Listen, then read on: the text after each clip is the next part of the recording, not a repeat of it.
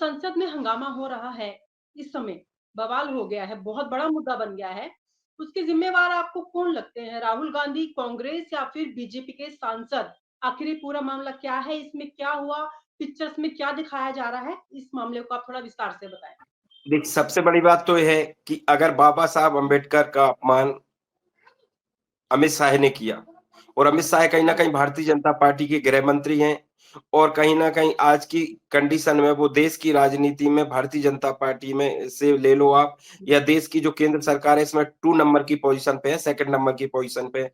अगर नरेंद्र मोदी के बाद अगर कोई पावरफुल व्यक्ति है सरकार में, केंद्र की सरकार में, तो कहीं न कहीं वो अमित शाह है। तो मुझे लगता है हुँ, कि कहीं न कहीं जब अमित शाह ने इस तरह का बाबा साहब अम्बेडकर के प्रति कहा कि अम्बेडकर की बजाय आप अगर भगवान का नाम लेते, रोमा जी, तो आपको कहीं न कहीं 7 बार आपको स्वर्ग मिल जाता। तो मुझे लगता है कि कहीं न कहीं जो लोग गाँव में रह रहे थे, जो लोग नरक के जीवन जी रहे थे रोमा जी, जिन लोगों को किसी तरह से कोई सम्मान नहीं मिल रहा था, जिनका अपमान हो बिल्कुल। रहा था, जिन लोगों को घोड़ियों पर चढ़ने पर जिनको मार देते थे लोग, और जिन लोगों की कहीं न कहीं मूंछ रखने पर उन लोगों की हत्या कर दी जाती थी। उन हुँ, लोगों को, दलित समाज के लोगों को मूंछ नहीं रखने दिया जाता था, ओबीसी समाज के लोगों को लगातार परेशान किया जाता था। और आपको एक और बात बताऊँ, कहीं भी जो लोकतांत्रिक जो हम कई देश हैं, उन देशों में रोमा जी सबसे पहले बाबा साहब अम्बेडकर ने संविधान लिख कर के महिलाओं को वोट देने का अगर अधिकार सबसे पहले दिया है, तो वो इंडिया में दिया है, भारत में दिया है। तो कहीं न कहीं आज जितनी सारी महिलाएँ हैं, अगर किसी भी समाज की हों, उनको अगर अधिकार वोट का दिया है, तो बाबा साहब अम्बेडकर साहब ने दिया है रोमा जी, ये सच्चाई है। हुँ। तो कहीं न कहीं क्या बाबा मुझे साहब अम्बेडकर जो अगर बाबा साहब अम्बेडकर महिलाएँ उनको बहुत सम्मान के साथ देखती हैं, जो दलित, पिछड़ा, आदिवासी उनको भगवान मानते हैं। तो अगर जिनको भगवान मानते हैं और जिनके प्रति ऐसी जनता में आस्था है, उसी जनता का अपमान नरेंद्र मोदी के जो चहेते हैं, अमित शाह हैं, इन्होंने किया। अमित शाह की गलती माफ़ करने के लिए तो नरेंद्र मोदी जी ने नहीं बोला, जबकि लगातार ट्वीट करते चले गए और अमित शाह को दोषी न ठहराते हुए अमित शाह का बचाव करते हैं।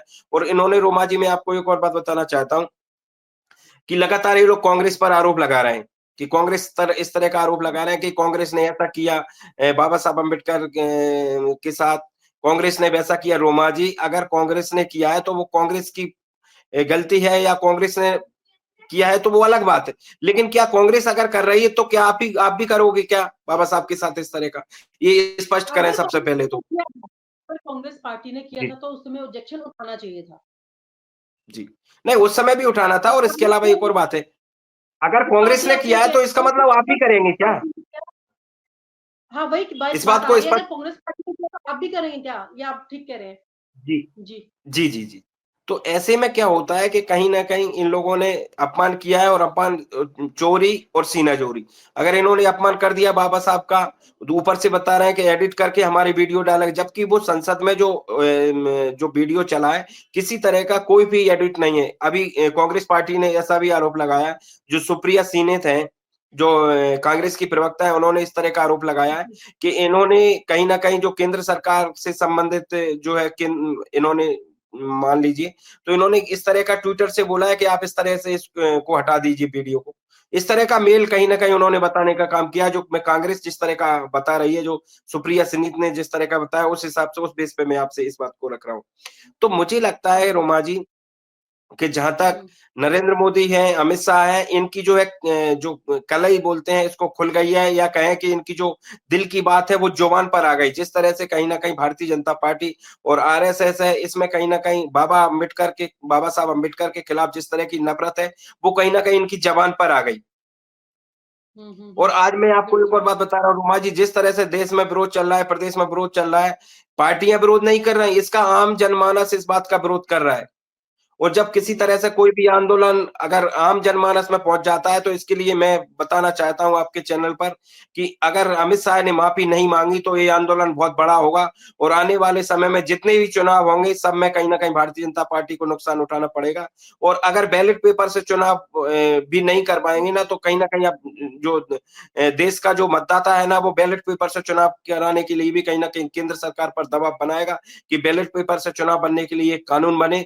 और अगर बैलेट बैलेट पेपर से रोमा जी चुनाव नहीं होता है तो देख लीजिए बहुत देश में बहुत बड़ा आंदोलन होगा। और जैसा कि मैं आपके चैनल के माध्यम से हर बार बताता रहता हूँ कि देश में धीरे-धीरे जागरूकता आ रही है, देश में धीरे-धीरे जनमानस जागरूक हो रहा है और धीरे-धीरे देख लीजिएगा बहुत बड़ा एक आंदोलन होगा। जी, रोमा जी। जी, बिल्कुल। अब मैं अगला मुद्दा ले लेती हूँ जिसमें आंदोलन चल रहा है जो मध्य प्रदेश में, उसमें अरविंद और राधे आमरण अनशन पर बैठ गए हैं और वो आंदोलन अभी तक लगातार चल रहा है। आखिर क्या है, छात्रों की मुख्य मांगे क्या है? प्रशासन का रवैया क्या है इसको लेकर और आंदोलन का राजनीतिक प्रभाव क्या है? क्या आपको लगता है कि इसको लेकर, आंदोलन को लेकर राजनीतिक पार्टियाँ इन्हें कहीं न कहीं सपोर्ट कर रही हैं? इस पर आपकी क्या राय है? नो, कोई राजनीतिक पार्टी सपोर्ट नहीं कर रही। एमपीपीएससी का जो है पेपर बहुत दिनों से मध्य प्रदेश में नहीं हुए हैं। 2024 में मुझे लगता है शायद 60 पे 4 लाख लोगों ने इसमें भाग लिया था और 60 लोगों की जो है भर्तियां आई थी। तो मुझे लगता है मध्य प्रदेश काफी बड़ा है। इसमें अगर एक साल में 60 लोगों की भर्ती करते हैं आप एमपीपीएससी में तो ऊँट के मुँह में जीरे वाली बात है। तो मुझे लगता है कहीं न कहीं इसमें किसी तरह का कुछ नहीं है। जो छात्र हैं काफ़ी परेशान हैं। आज इंदौर ले लीजिए, भोपाल ले लीजिए, मध्य प्रदेश में जिस तरह से लोग शिक्षा पढ़ाई करते हैं, इतना पैसा खर्च होता है, इतनी मेहनत करते हैं, इसके बावजूद भी अगर जॉब से नौकरी नहीं निकलती है पीएससी में, तो कहीं न कहीं जो छात्र हैं, युवा हैं, इनमें रोष व्याप्त है, जिसको लेकर के कहीं न कहीं छात्र इस बात का आंदोलन कर रहे हैं। और भारतीय जनता पार्टी लगातार जो है बेरोजगारी है यहाँ पर मध्य प्रदेश में चूंकि 20 साल से यहाँ पर भारतीय जनता पार्टी की सरकार है और बेरोजगारी यहाँ पर चरम सीमा पर है रोमा जी। तो मुझे लगता है कि कहीं न कहीं छात्रों की जो माँग है वो जायज़ है। इसके लिए कहीं न कहीं सरकार को सुनना पड़ेगा और छात्रों की सुनवाई हो, तभी जाकर के कहीं न कहीं छात्र इस आंदोलन से उठेंगे जिस तरह से छात्र आंदोलित हैं। जी रोमा जी। जैसे आप बोलते हो कि मध्य प्रदेश में गरीबी बहुत है, शिक्षा का बहुत अभाव है, स्वास्थ्य सेवाएँ ठीक नहीं हैं, तो भजन लाल जो हैं, वो तो लगातार कोई ना कोई प्रोग्राम करते रहते हैं रोज़गार को लेकर। जैसे जी, इंदौर में रोमा जी मैं आपको ये जी, रोमा जी भजनलाल नहीं है, यहाँ पर मोहन यादव है। हाँ, मोहन यादव राजस्थान हैं। में है। जी, जी, जी। कोई हाँ, बात नहीं है। राजस्थान बात करती हूँ ना वो। कोई बात हाँ, नहीं। यहाँ से एडिट कर देना, मैं क्वेश्चन यहाँ से दोबारा ले रही हूँ, ठीक है? जी, जी। क्वेश्चन मैं जी, दोबारा ले रही हूँ। जी, जी। तो मध्य प्रदेश में तो इस समय इंदौर में निवेश मंत्रणा कार्यक्रम प्रदेश में रोजगार सृजन में मददगार साबित होगा। जो इसमें इसमें मुख्यमंत्री मोहन यादव शामिल हैं और कल वो अपना एरोप्लेन लेकर सड़कों पर उतर गए जिसको लेकर लोग काफी चौंक गए कि आखिर क्या होने वाला है। वो बाहर के देखिए देशों से निवेश हुँ, कुछ नहीं है, रोमा जी मैं आपको बताऊँ मोहन यादव हो चाहे शिवराज सिंह चौहान हो लगातार मध्य प्रदेश में हम देख रहे हैं बेरोज़गारी चरम सीमा पर है, महँगाई चरम सीमा पर है, गैस सिलेंडर ₹1200 का मिल रहा है। बड़े-बड़े वादे करती है भारतीय जनता पार्टी में किसी भी स्टेट में सरकार है, सिर्फ़ ये दिखावा करते हैं, किसी तरह का कोई काम नहीं करते हैं। चाहे वो मोहन यादव हो, चाहे भजन लाल शर्मा हो राजस्थान में, चाहे आपके महाराष्ट्र में देवेंद्र फडणवीस हों।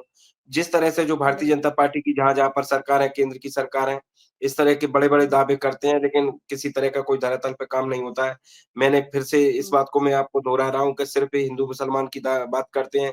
एक झूठे हुँ, फालतू के जैसे बटेंगे तो कटेंगे, एक हैं तो सेफ हैं, इस तरह के नारे दे हुँ, कर के कहीं न कहीं एक नैरेटिव हुँ, गढ़ने का ये प्रयास करते हैं। और मैं जी। आपने बोला कि एरीगेशन मैं नहीं लगा रहा हूँ, रोमा जी में एक हकीकत है और इसमें एक पूरी-पूरी सत्यता है। जी, रोमा जी।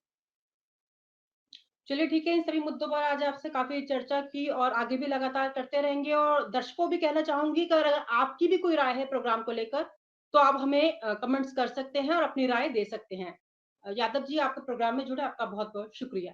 नमस्कार। और आप हमसे जुड़े रहने के लिए सब्सक्राइब करें YouTube पर, फॉलो करें Twitter पर और लाइक करें Facebook पर। और ज्यादा जानकारी के लिए आपको टाइप करना होगा सिर्फ न्यूज नशा।